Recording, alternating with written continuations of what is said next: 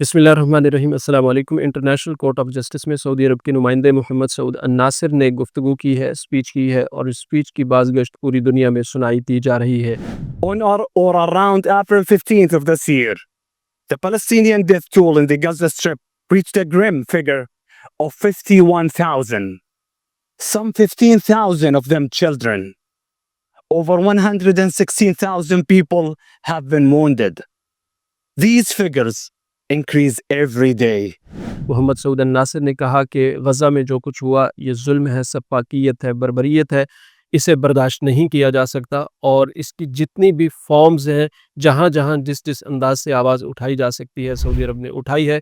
और आज international court of justice में सऊदी नुमाइंदे की हैसियत से खड़े होकर मोहम्मद सऊद अन्नासिर ने कहा कि मैं कहता हूँ कि यहाँ पर हम लोग दलाइल दे रहे हैं, बराहीन दे रहे हैं, गुफ्तगू कर रहे हैं, लेकिन हकीकत यह है कि उस जुल्म को, उस सफ़ाकियत को, उस बर्बरियत को कोई भी रोक नहीं पा रहा जिसका शिकार गज़ा के लोग हो रहे हैं, फ़लस्तीन के लोग हो रहे हैं।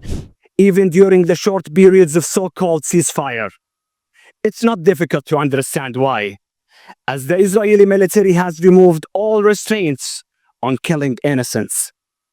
It has conducted over 40,000 airstrikes on the tiny strip. गज़ा मुसलमानों का है, फ़लस्तीन मुसलमानों का है, अल-कुद्स मुसलमानों का है।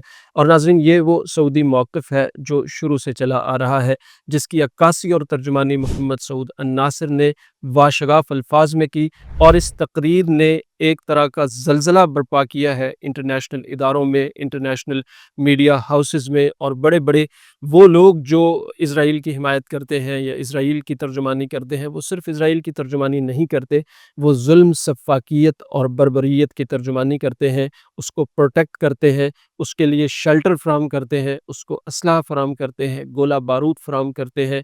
मीडिया पर उनको डिफेंड किया जाता है, उनका दिफ़ा किया जाता है। और इस हवाले से पूरी तरह इज़राइल के साथ जो लोग खड़े हुए नज़र आते हैं, वो लोग इस स्पीच को देखें, सऊदी अरब के मौक़िफ़ को देखें और सऊदी तर्जुमानी को देखें।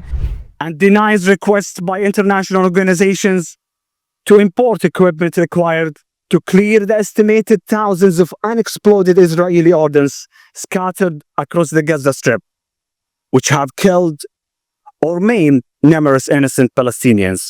एक तरह से कल इस स्पीच ने पूरी दुनिया के सोशल मीडिया हाउसेस में जगह बनाई, इंटरनेशनल मीडिया हाउसेस में जगह बनाई। हर बड़े प्लेटफॉर्म से इस तकरीर को नशर किया गया और सऊदी अरब के दो टोक और बेलचक मौक़िफ़ की तर्जुमानी की गई। एक तरफ वो लोग भी पूरी दुनिया में पाए जाते हैं, उनमें कुछ मुसलमान तंजीमें और लोग भी शामिल हैं जो सऊदी अरब के नाक़िद हैं। वो हमेशा ये कहते हैं कि सऊदी अरब इज़राइल के साथ मिला हुआ है, इज़राइल के साथ सिफारती ताल्लुकात कायम करने जा रहा है, इज़राइल के साथ तिजारतें कायम कर रहा है।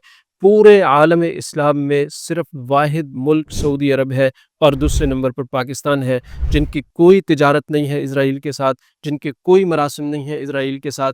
और दो टॉप मौक़िफ़ है मोहम्मद बिन सलमान का, फैसल बिन फरहान का, और ये मौक़िफ़ एक तसलसल से चला आ रहा है। यही मौक़िफ़ शाह सलमान का है, यही मौक़िफ़ शाह अब्दुल्ला का था, यही मौक़िफ़ शाह खालिद, शाह फैसल, शाह फहद और पीछे के तमाम हुक्मरानों का है।